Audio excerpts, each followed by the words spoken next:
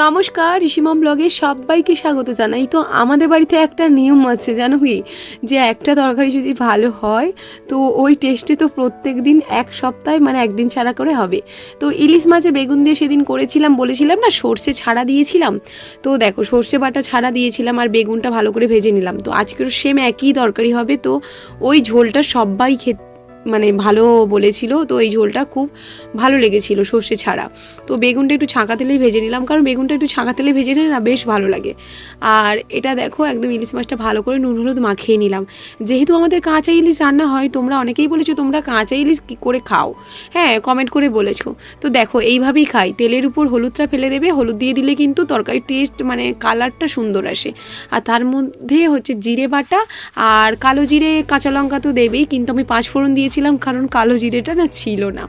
তো তার জন্য অল্প মাত্রা 5 ফোড়ন দিয়ে আর তেলের মধ্যে সব কিছু নাড়িয়ে চাড়িয়ে জল দিইনি, কিন্তু দেখো তেলের উপর ইলিশ মাছগুলো এক এক করে দিয়ে দিলাম তেলের উপরেই। কিন্তু অনেকেই তেলের উপর এপিট ওপিট করে নাও, কিন্তু আমাদের এপিট ওপিট করলেও বুঝতে পারে যে মাছটা ভাজা হয়েছে, কাঁচাই খাবে মেন কথা।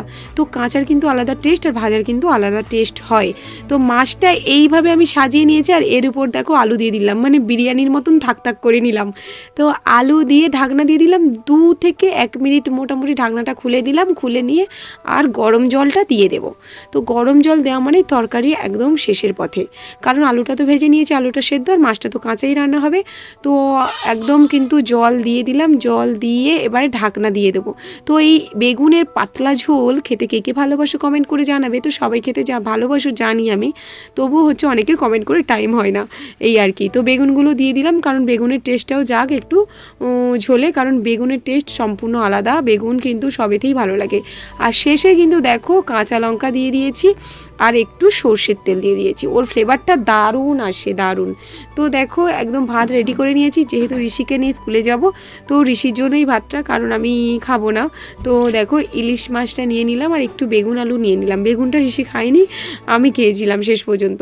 তো ভাত রেডি করে নিয়ে এবার ঋষির টিফিন গুছিয়ে ঋষিকে রেডি করিয়ে নিয়ে যাব। তো স্কুল থেকে এসে বাড়ি ফিরে দেখছি দেখো কাস্টমার এসেছিলো একদম সব ভর্তি, আবার এগুলো আমাকে গোছাতে হবে। তো যেহেতু কাস্টমার এসেছিলো তো স্কুল থেকে এসেছি দেখো 3:30 বেজে গেছিলো, তখনও আমার খাওয়া হয়নি। তো এগুলো আগে ভাবলাম গুছিয়ে নিই, 3:45 মতো বাজে, তারপরে কিন্তু আমি ভিডিও এডিট করে ছাড়ি স্কুল থেকে আসার পরে। তো কাস্টমার ছিল বলে ভিডিওটা এডিট করে ছাড়তে একটু দেরি হয়ে গেল বন্ধুরা। তো দেখো আজকের মতো আমার ভিডিওটা এখানেই আমি শেষ করব। সবাই ভালো থাকবে, সুস্থ থাকবে, সাবধানে থাকবে, আর অবশ্যই ঋষি কালেকশানে একবার আসতেই হবে। তো সবাইকে জানাই টাটা, সবাই ভালো থেকো, সুস্থ থাকো, বাই বাই।